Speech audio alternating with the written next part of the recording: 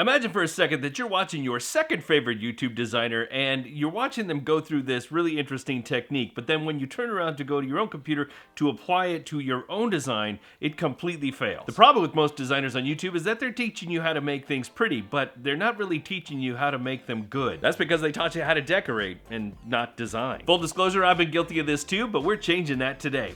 Now, you may be one of those people that sought me out because you were looking for videos about Affinity. Hi, welcome.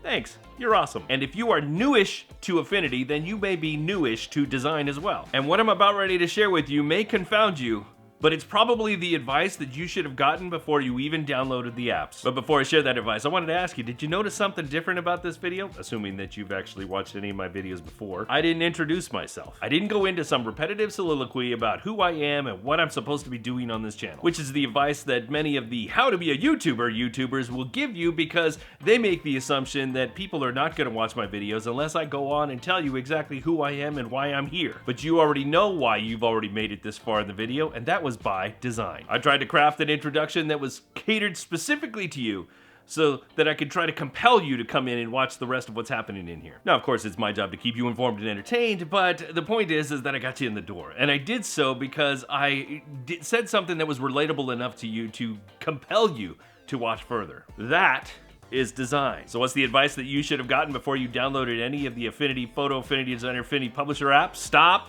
using filters. Learn how to be a designer first. Because an amateur will make this, while a professional will make this. So starting today and over the next few weeks, I'm gonna be talking about ways to help you make your designs way better than where they are right now. Because your style may be cute, but does it actually work? And we'll absolutely be talking about all the important aspects in regards to form, color, shape, balance, space, all of those things. But we also need to talk about concepts and how to maybe look at a problem from a different angle to get a different solution. And of course, there'll be plenty of conversations around typography because this is unacceptable. But before we talk about any of that stuff, we need to talk about content. Here's a phrase you've probably heard before: form follows function. I just spit all over the camera. Look at these two things. If I invited you over for dinner and told you to eat this big deep dish Sicilian style piece of pizza, which of these would you choose? What if it was a bowl of soup? Do you want to eat soup with this?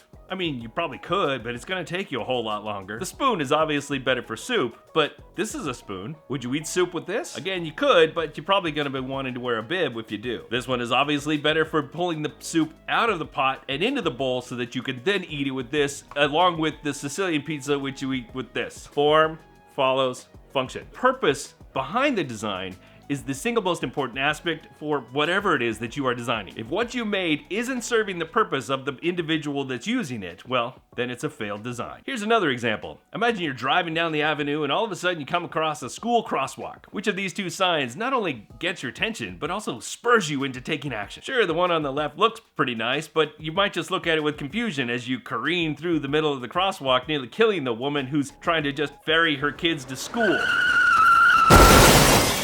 Before we even begin any kind of design, we need to first take into account, like, what is it that we want the person viewing it to do? What actions are you trying to encourage? Let me ask you, which of these two signs is more inviting? Or which one of these instructs you to leave immediately? Because the person who's leaving a local boutique to go find their car is much different than the person that's trying to run out of a burning building. Now the problem is I can't really help you with this question because it's really going to be different for everyone and different for every design challenge that you may face. The best advice that I could possibly give you is to just consume as much design information that you possibly can, and really start a design collection. Become a collector of really great work. Whenever you find something that isn't just beautiful, but also kind of encourages action in a very specific way, take it. Take that design and put it in a folder, put it someplace that you know that you can access it anytime you need to say, I remember how this worked and maybe I can somehow use it to my advantage. I'm not a big Pinterest user, but I definitely recommend it for this type of project. For instance, let's say somebody came to me and said, Dave, we want you to design this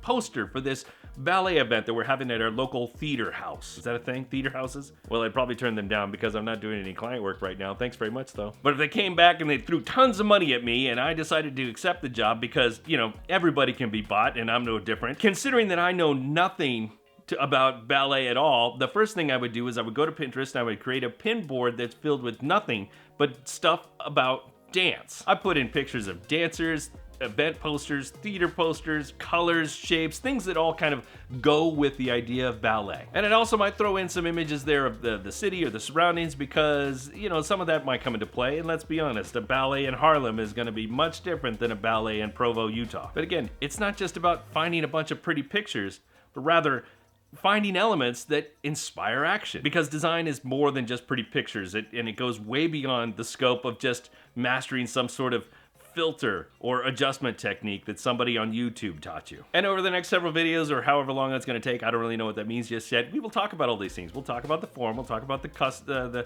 typography, we'll talk about the conceptualization of things, and of course there's going to be more conversations around context and content, but you're going to have to be patient, which is actually something I talk about in that video right there.